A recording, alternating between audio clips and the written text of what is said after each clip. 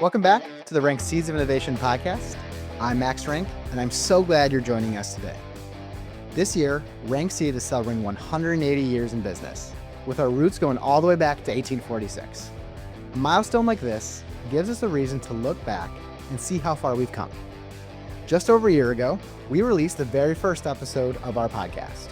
And over the past year, we've had the honor of sharing real stories and connecting with growers like you across the country.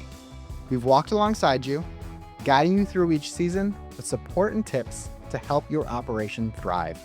In today's episode, I'm joined by the three pillars of our Renk Seed family, Jeff, Brett, and Alex Renk. Each one of them has helped transform Renk into what it looks like today. And as we reflect on 180 years in business, we're looking back at some of the ideas and decisions that have shaped Renk through the seasons and how innovation often comes from perseverance and working together to find new solutions.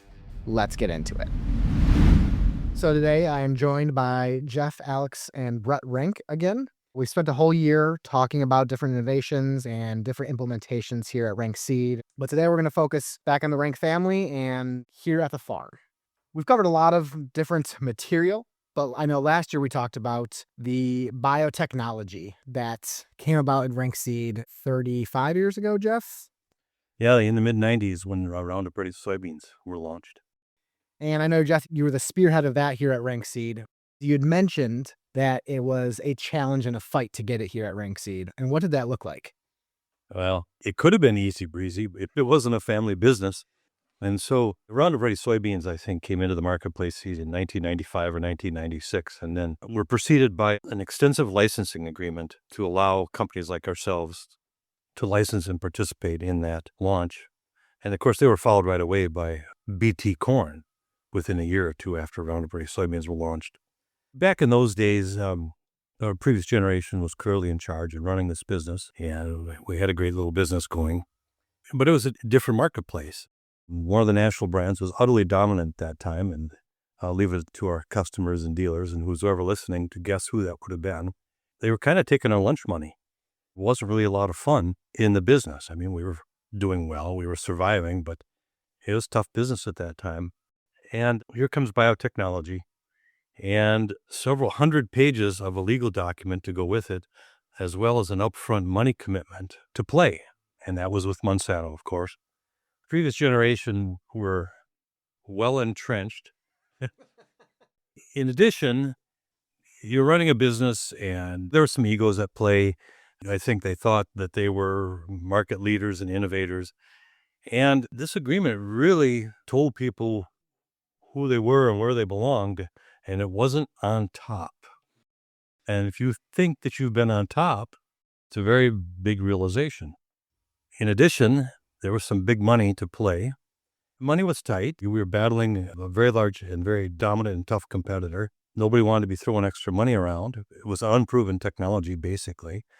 I mean, we'd all been out in the fields and in the plots and looked this all over, and it sure looked like it was going to go.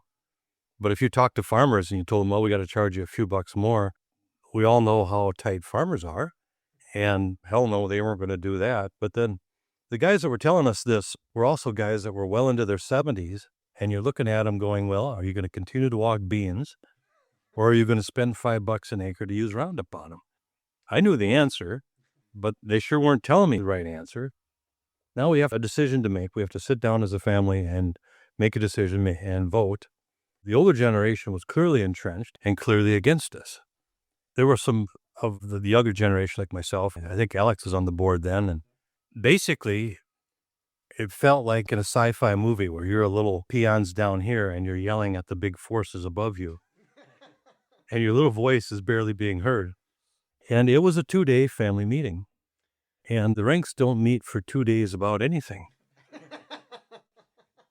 And in reality, it probably wasn't a 2 full days of meeting because it got contentious and we had to break up and go have lunch or go do something else and then reconvene in an hour and sit down and pick it up where we left off. Our emotions were taken out of it. And mercifully, I'll give them credit, our father and Steve Renk, for sitting through that because they could have shut it down in a second. They could have said, this is bullshit and we're out. It was their money. It was their votes. But they sat through it for 2 days I don't remember at the end of the 2 days that we really voted so much as they capitulated and said, fine, Jeff, it's your problem. But they put the money up. That was the big thing. In our business and in our industry, as we clearly know, GMO traits dominate the marketplace. And had we not done that, this business would be, I would say, not exist, or not exist as we know it today. We'd be a production company or something like that. And probably the follow-on is now you take this to your customers, and your customers are looking at you like you have three heads. There were a couple of our older dealers that bought in. The one I'll never forget is Adam Hibbs. He's my dad's age. When I saw that he bought in, I knew we were on the right track. Is that a telling sign right there? Yep. One of our oldest dealers and very entrenched individual in an area of Wisconsin where you wouldn't think this would be accepted or where it would be on the front line of adaptation, Hill Country, Southwest Wisconsin. And he went to his customers. I don't think he forced anything on anybody, but he said, here, look what I got. And this is going to solve a problem for you. It really buoyed me up that we were on the right track. It's done wonders for this business to be participating in, first of all, very disruptive technology for our industry, but also some science that has changed our industry, changed the way we farm. It's defined our careers, the three of us. I hope you have something come along that helps your career. You can sit for 2 days and butt heads with me. As you talked about, the buoying up is when you have those old dealers or just your long-term loyalty that generally doesn't adapt well. I think it shows a lot when they do bring in and really spearhead that technology for them, for their customers, and for us. Alex, looking at you now, I know you've covered several roles here, but you have largely been responsible for the information technology here at Renk Seed. I'm going to take a stab that it wasn't just overnight all of this knowledge and implementation came to you. So what did that look like? And was it as easy as you thought, or was it more challenging? Because of my age, every programming language that I ever learned was obsolete in 2 years. So it has been kind of a painful process. Sometimes it goes well, sometimes it doesn't go well, but I'm a geek, so it helps that I kind of like doing that stuff. So when I started, they didn't have room in the office for me. So they actually built a little office in the warehouse. They meaning Alex with a mouse in his pocket. Yeah. That was my lair where I programmed happily. Started out with just the basic order processing, shipping. That was the start of our IT system. I mean, this is in the 80s. So like anybody under the age of 20 knew what a computer was, and there wasn't many over. Sure. Or being in a commonplace application. I mean, yeah, there was computers here long before that, but just a much more restricted usage. And after that, kind of took off. I mean, the nice thing about our system is it's high programming. So if we want to change it, it's pretty flexible. So we went from that to we started putting our test plots on database so that they could be useful. The big epiphany for me was, well, we got research data, we have state trials, we have first trials, we have dealer plots. Man, should they all be together? So that's the next big tune-up we had to do. Now that Carl's coming, he's got some crazy ideas. Some things that I had kicked around prior to and didn't find much traction in. One was tracking rainfall and how that responds to yield. That was really exciting. Thought I had it all figured out. I had all the test plots in. I had the rainfall per month throughout the season. And then I started looking at analyzing it at the end of the year. And I was like, oh, doesn't really matter. Which told me that rainfall at key times is more important. And so nowadays, because we do have some more exciting technology and people are working on that, not just at Renk Seed, but throughout the industry, that we are tapping into some better data. We have some really nice data that we can use to show what products do under what conditions. Like they left out a key piece was grower point of sale, GPOS. Having all your customer data, again, wasn't done. We had enough trouble getting the seed to the dealer correctly, much less at a customer level with a name attached to it. But Alex put the tools in to make that all happen because we had the ability to do so, or it wasn't as big of a leap for us as it was for a lot of people, and we're able to maximize it. And then getting in at the ground level, rather than 5 years later, it's like, oh, that was a good idea. We should have done that. Now we're just putting our toe into the AI world, and that looks pretty exciting. So being able to basically almost use English command to ask a question that is very complex and then get an answer that hopefully is going to be useful. That's where the AI looks like it's going to be a very nice fit. Because it can actually just analyze the pattern. Yeah, a prime example is, well, we know this variety likes a lot of moisture during seed set, and it likes light soil. But what if there's light soil and you don't use fungicide? You start getting down those rabbit holes where it's very complex, and then having a recommendation that makes sense. So we did 2 episodes and really the whole production process. Yeah. Just like we just talked about with both Jeff and Alex, I can imagine, and actually I've lived it. I know it's not all a smooth road. What were some of the sacrifices you had to make to get where you wanted to be? Well, if you didn't require 2 days of holding your breath and laying on the floor, I mean, some of these types of things are not as dramatic. They're not as difficult to envision the results downrange either. I mean, speaking to what Jeff was talking about with licensing, I mean, that's just not how business was done at that time, and at least not in our world. The rest of the world had been doing this for a while. It was not a foreign concept, but it was to us. And one of the first things was optical sorters. We did the robot thing first, and that was in 2002. We've done some other structural upgrades with some adding onto buildings and changing some things that way, but that's pretty easy to put your fingers on and quantify. But some other technology items, I was told we were first people to stack corn with a robot. Everybody can remember back to when you did 50-pound bags of soybeans. It wasn't that long ago, but it does seem like a foreign concept today. You remember we tried to do the 125,000 K bags way before, and finally just gave up and capitulated, went to 50 pounders because it was just whatever. It was around 2 soybeans. They went to the seed count, I believe, evened it all up. And We were originally right. yeah, exactly. We were ahead of our time. Yeah. Gave up, joined the crowd. But, a 50-pound bag is a 50-pound bag, and you could stack that all day long. It doesn't require a lot of variation or changes, but nobody tackled corn. And the bag sizes, bag weights, they're all over the place. Everybody's got something different, and nobody had tackled the problem before. Well, I was just young and dumb enough to not know any better and dive in. And a few weeks later, you got programs that work, and they're still out there working today because it's just the pain in the ass to change it and for not a lot of benefit. But once you figure it out, it's not that big a deal. But again, it was just a foreign concept at the time. I mean, robotics in industry were strictly the realm of automakers and moving into something different. When then now in the meantime, like the palletizing, it's like, who cares? Because everything's going to the boxes. Sure. I mean, you're doing less and less bags and more boxes. So now you start looking at trying to figure out ways to automate boxes. Well, it's a little different cat cows. Just a few thousand. Just sounds yeah, it's a little bit different scale of things. I think they're a lot easier to visualize, but all these pieces fit together to do some of this stuff. And like refuge in a bag getting to be a standard of the industry at this point. And I remember talking with Jeff and this methodology or whatever is coming on the pipeline. And when you're doing seed, everything is kept in its own compartmentalized. This field, this bin, this other bin. Then we run it, and it's kept separate in different lot numbers. And then you get to the end, and we're going to mix it all together. The heck we are. It's just like, Well, then the agreement's signed. There's no equipment in the marketplace to do this. You can't even go buy stuff. Just like, what? We can figure this out. And again, still running today, but having the tools to do that and being able to make it work.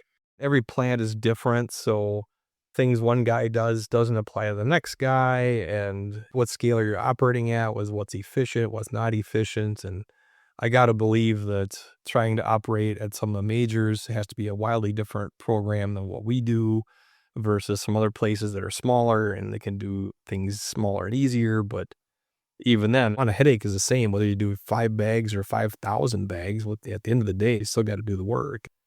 And so it hasn't been that challenging because I think in a way it's a lot easier to see what's coming and how that's going to benefit what you're doing directly in the short term. And so one of the other ones, Brett, that I don't know if we have talked about before, but the box washer here on the farm. Oh, geez. Yeah. So that is your invention. Walk us through a little bit of the story behind that. Yeah, so everybody sees the black boxes and they're very handy and wonderful. And once you've taken a guy a box to deliver his seed and the ease of handling, the safety, the seed safety, there's a lot of benefits. They're expensive, but they're also quite durable too. So you get a lot of use out of them, or theoretically you should get a lot of use out of them. Things happen. It's also your presentation to the customer too. I mean, it's packaging, but it's a representation of what you're doing, and having them in decent shape and clean in particular is important. After a couple of years of this, it's like, oh, gee, they're big and they're clumsy and they sit outside after they're empty a lot of times, or they get set down. Hey, you unload the truck and it's raining out and they get set down in the mud on the side or something. You get some dirt and mud on it or whatever. It's this way it is. So we get them back here and clean them up a little bit. Well, we just do it by hand for a while. And We used to send them across the road. well, no, that was stage 2. Oh, Stage 1 was I had a stack of pallets outside on the loading dock. They put one out there, close the door, and wash it by hand, and then open the door and then take it back in with the forklift. And so then stage 2 was when you put the trailer in the old beater Dodge van and put like 4 of them on the trailer, haul them over by the shop to where the pressure washer, where the equipment lived. And Juan would go over there and he'd sing all day. yes. And he had his rain suit on. Oh, Because he spent 10 hours a day. yeah, all day. And come back, put 4 on the trailer, back across the road, wash 4 boxes. And the nice thing about that is you have a human doing it. Something needs more attention, it gets more attention. If it doesn't need a lot of attention, it don't need a lot of attention. Well, the secondary problem with that is you're only looking at the outside part of the box. And as we've learned the hard way, is there's a whole bottom side of the box that gets kind of beat up and where all the real mud sticks and the rocks stick in. And then, of course, they just wait to dry out in the warehouse or dry out on your farm and shed all the rocks into your planter. Can be a very spicy deal. And we would sort needs washing, doesn't need washing, and just sort them. Then the number of boxes you're dealing with is a lot less. I mean, the amount of boxes you're still having to wash are in the thousands. I mean, your entire summer is to drive this van with 4 boxes back and forth across the road. Well, then a service is available, and they'll come around. They got a trailer, and they set up, and they run the boxes through like a school lunch dishwasher, since it's just a big one. Yeah, well, it was kind of early in their business cycle too, and we weren't getting the job we wanted. The boxes were really wet, had a lot of issues, and it was getting expensive. And finally, actually, was the COVID year. We've been noodling around ideas for a while of how to get what we wanted, price tag, quality of work done. What is it going to take to get this done? And finally pulled the trigger in 20 and got it done, got it built. I mean, here we are. This is year 7 already. After the first year, we quickly went to, if it doesn't have seed in it right now in the summer, it gets washed. Sure. Whether it looks good or not. And even some corn boxes, like they are too close to the bagging area or something like that, there's a little extra dust on them. They'll just transfer it into a new box, move the tags over. It's just really not that big of a deal. And then run it through and clean it up. 65 seconds a box. This year was like year 7. We had a few hiccups along the way. It seemed like getting the startup going was fighting me every single step of the way. I mean, it's only bathing everything in water, and it's not super clean water either. And so quite a process, but getting what you need with resources you have available and taking the time to do it. So because you have that unclean water, it's because you're recycling it, right? So Yeah, so we are recycling water, yeah. The pump is like a 20-gallon a minute pump. Mm-hmm. And so if you had to supply new water to it all the time, you're 1,200 gallons an hour all day long. All of a sudden you're running 10, 12,000 gallons through this machine. If you're just dumping it overboard, it's like, the scale gets kind of big fast. But we had to do something to try and mitigate the water loss and all that. So we're already looking at, like this year in particular, I mean, you don't get less boxes, it seems. So this seemed great at first, but now we're 7 years into it, and the increased boxes and the time involved, and all of a sudden it's like, we need more capacity because it sucks. The warehouse is spending a month doing this every summer. There's plenty to do without doing this. This is the way things are right now, and decide to do an upgrade and go do it. It sometimes takes 5 years of ruminations. My last gift to you for retirement, Max, is you're going to have a bigger, better box washer, and I'm out. You know what? That would be a great gift. When it shows up next year, oh, But Brett was much faster with the box washer than doing his own steps. At his house. that's true. Yep. Quite true. Yes, it was. I know. It was about 4 years. Yeah. Somehow his 2 kids survived. Yep. The scary stairs. They were scary stairs. Brett, I was a teenager and I was still scared. All 3 of these things that we talked about today, we've scaled up. You've grown the business pretty tremendously. How have you approached and tackled that? Because I can imagine that when you are doing a project, you're not thinking, man, what happens when this is 200% bigger? What happens when we have 4,000 more boxes than when we started, or 300 more customers than we did, and that's in 5 years? How do you approach that? I know in my case, I do spend a bit of time thinking about, it's not about solving today's problem. It's about at least solve today's and tomorrow's problem. Of course, you do a couple things the wrong way or solve today's problem, and then all of a sudden tomorrow shows up and, we should have gone a little further with that. Kind of like building your machine shed. When's the last time you built a machine in the shed that was too big? Yeah, never. Same story. Warehouses, how fast you're planting your plots it goes on. And try not to paint yourself in a corner, at least yourself some headroom to grow. But I can't afford to be at 300% capacity on paper and not use it. So try and plan a little bit ahead. Again, how often do you want to do said project? Hopefully it's not every year. All right, we think we could work this through a little bit more. You probably don't spend a hell of a lot of time thinking about today's problems necessarily. You probably think about what 2 years, 5 years problems are. Mm-hmm. We've been fortunate with the business. We've experienced steady growth. Mm-hmm. And it's been fun to watch in the seed business because not everybody experiences steady growth. And especially some of our larger competitors, they go through cycles of growth. And then what do you call it? Corporate restructuring will be the politically correct word we'll use today. And we've actually benefited from some of that because some good people get shed and we are able to pick up good people when we need them. So when you experience steady growth, you get that mindset. You're thinking, well, we always have to think about what's next. In our business, we have 3 extraordinarily competent individuals running it or trying to run it. We're not like a one-man band. Mm-hmm. We each have our areas of expertise. We each focus on those areas. We can look ahead easily enough.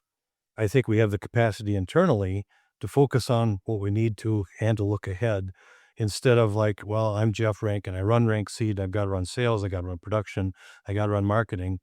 And I can't do any one of them like I should. Mm-hmm. We're split up and we can do the work we need to and look ahead and keep the business thriving. So I hate repetitive tasks. When I do stuff, it's to make things hopefully easier or more efficient. I think people, as a general, should not do repetitive stuff.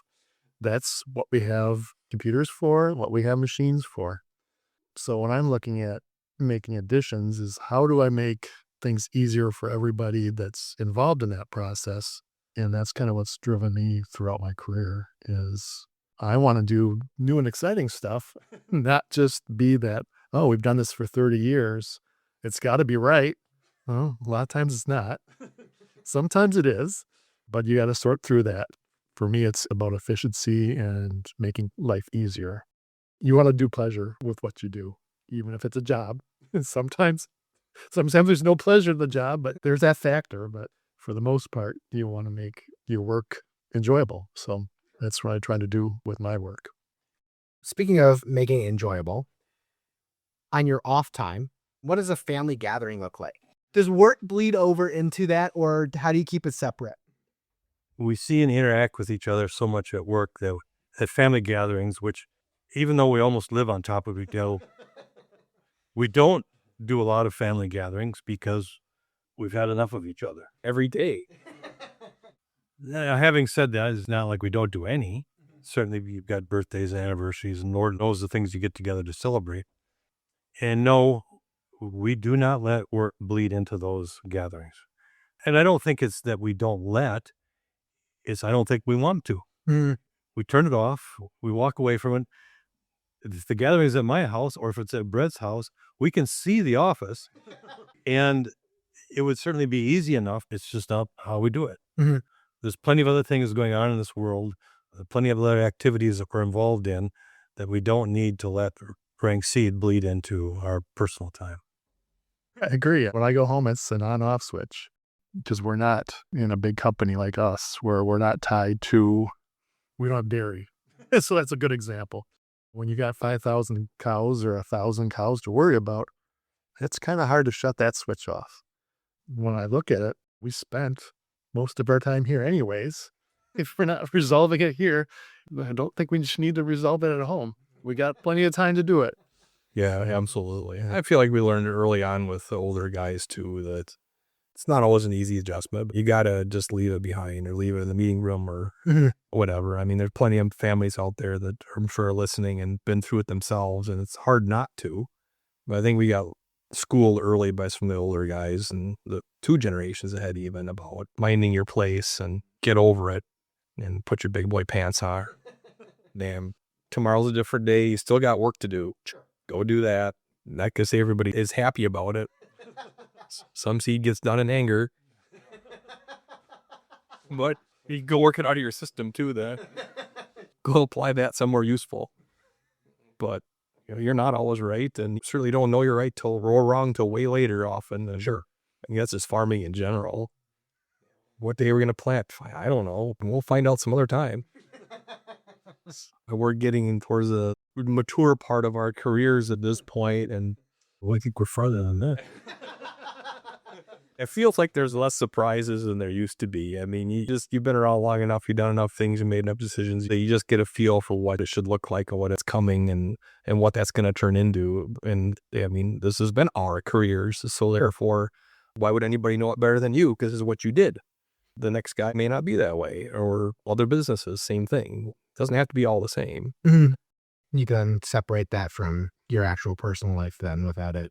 Yeah, I get enough work at work and don't enjoy talking about it all that much afterwards. Like, yeah, get enough stress for the day. We're there. One thing is clear. Innovation doesn't always begin with a major breakthrough. Often, it starts with seeing a problem, asking if there's a better way to solve it, and putting in the work to find an answer. For Renk Seed, that has meant embracing each new season with the same mindset. Solve more than today's problem and leave room for what may come next. As we celebrate 180 years this fall, this history is worth recognizing. And that history was built by people who continued looking ahead, improving their work, and preparing the business for the next generation. Jeff, Brett, and Alex, thank you for joining me today, and thank you for coming along and listening to our story. As always, I'm Max Renk, and this has been another episode of Renk Seeds of Innovation. Catch you next time. Be sure to hit subscribe for a notification when a new episode drops each month, and follow Renk on social media, Facebook, Instagram, and X. This has been the Renk Seeds of Innovation podcast, innovating agriculture one seed at a time.